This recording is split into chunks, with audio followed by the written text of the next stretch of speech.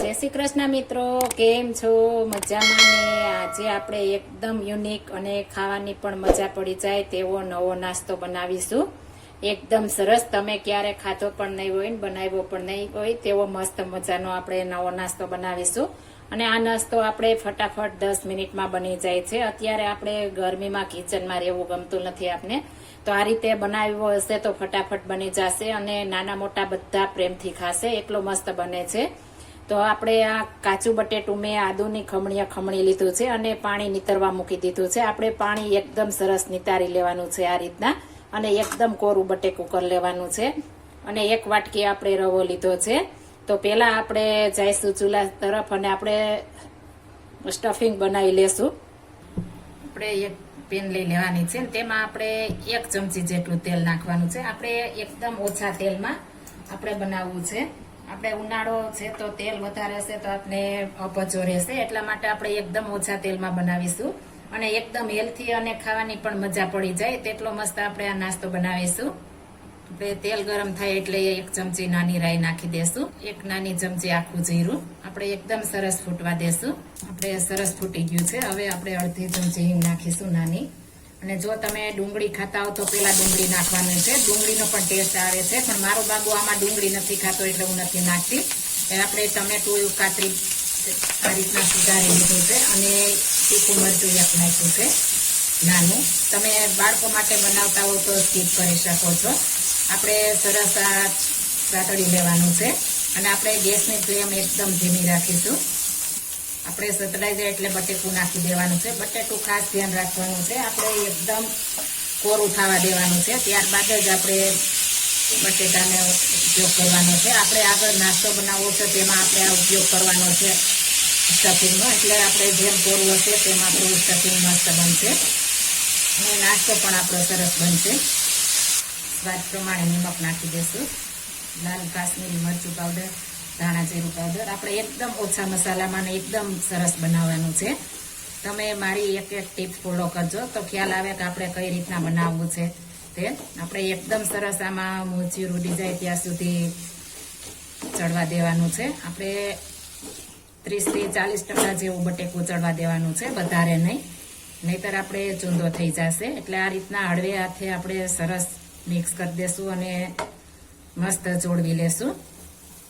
ઉપરથી ધાણા ભાજી નાખી દેશું, બધું સરસ મિક્સ કરી દઈશું.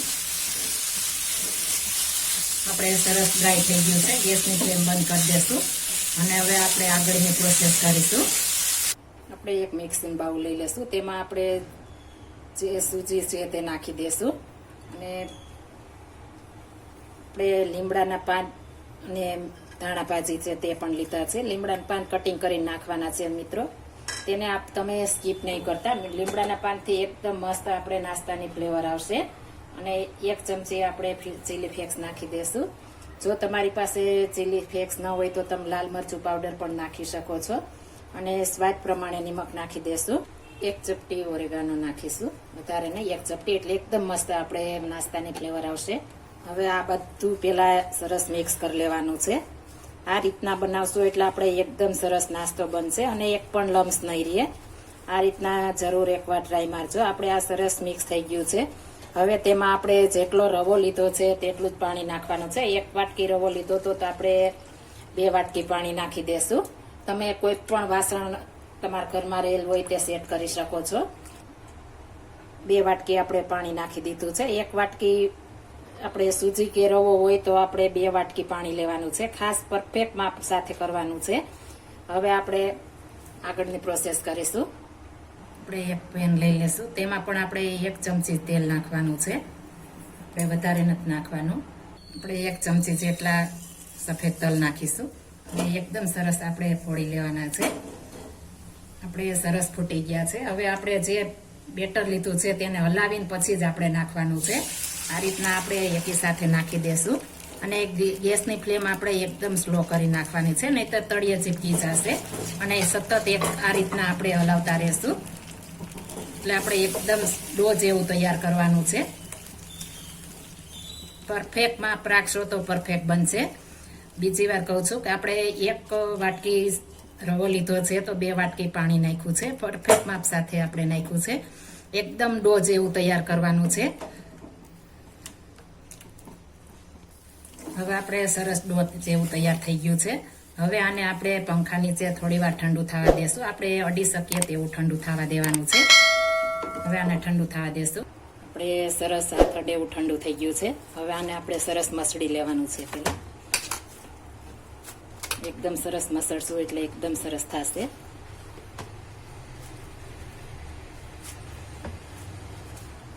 આપણે સરસ મસળાઈ ગયું છે. હવે આપણે આમાંથી નાના નાના લુવા વાળીશું. બધા લુવા તૈયાર થઈ ગયા છે. હવે આપણે હાથ વડે આ રીતના દબાઈ દેશું. તમે વેલણ વડે પણ વણી શકો છો, પણ આ રીતના હાથ વડે આપણે પહેલા દબાઈ દેવાનું છે. આપણે સરસ આ રીતના થિકનેસ રાખવાની છે. મોટા તો તમારે જેવડા કરવા હોય તેવડા કરી શકો છો. તેમાં પછી આપણે જે સ્ટફિંગ બનાવ્યું છે તે નાખી દેશું. આપણે આ રીતના પ્રેશર કરી દેવાનું છે.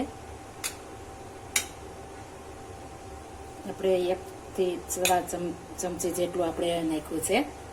આ રીતના ભરી દેવાનું છે. અને ઉપરથી આપણે ચાટ મસાલો નાખવાનો છે. જો તમારી પાસે ચાટ મસાલો ન હોય તો તમે આમચૂર પાવડર પણ નાખી શકો છો. અને આ રીતના એકદમ સરસ આપણે ભેળી દેવાનું છે. જરા પણ આપણે ખુલ્લું ન રહે તે રીતના આપણે એકદમ સરસ પેક કરી દેશું.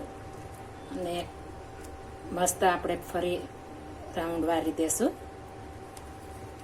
આ રીતના આપણે સરસ, તમે કોઈ પણ શેપમાં કરી શકો છો, પણ હું આ રીતના ગોળમાં કરું છું. આ રીતના આપણે બધા તૈયાર કરી લેવાના છે. અને આપણે કોઈ પણ કાણાવાળી જારીમાં મૂકવાના છે. તે ઓઇલવાળું પહેલેથી મેં કરી રાખી હતી. આ રીતના આપણે થોડે થોડે અંતરે મૂકી દેશું. આપણે બનાવીને ત્યારબાદ આ રીતના હળવથી પ્રેશર કરી દેશું.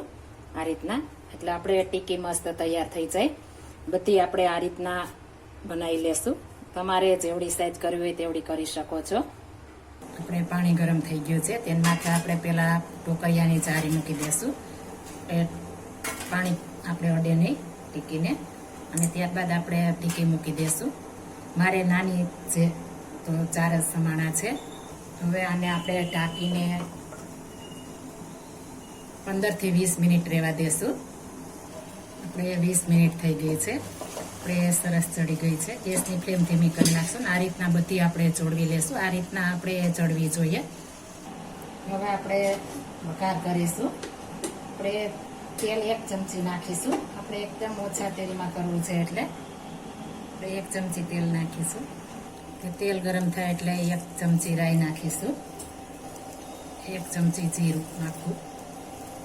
આ સરસ આપણે ફૂટી જવા દેશું. આપણે સરસ ફૂટી ગયા છે. હવે જે આપણે બાફા છે નવો નાસ્તો તે મૂકી દેશું.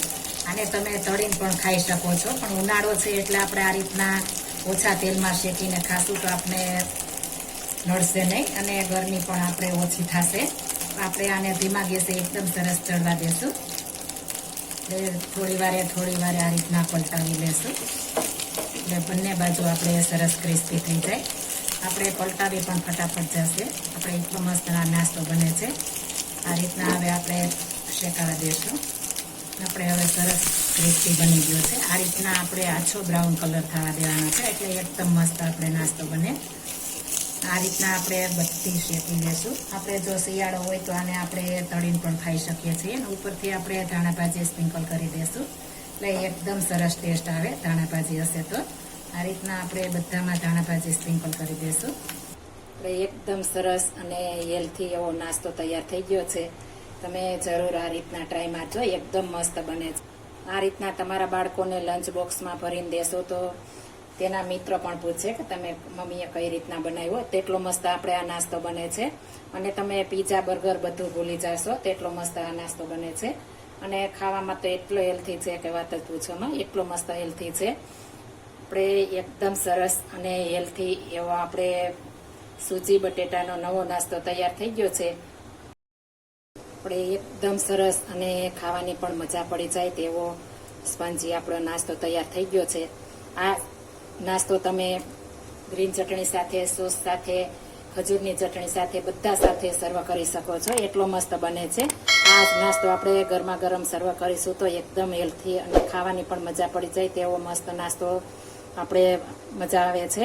જો આ મારી રેસીપી પસંદ આવી હોય તો મારી ચેનલ લાઈક શેર અને સબસ્ક્રાઇબ કરી દેજો. ફરી મળીશું નવી રેસીપી લઈને. જય Shri Krishna. Thank you for watching guys.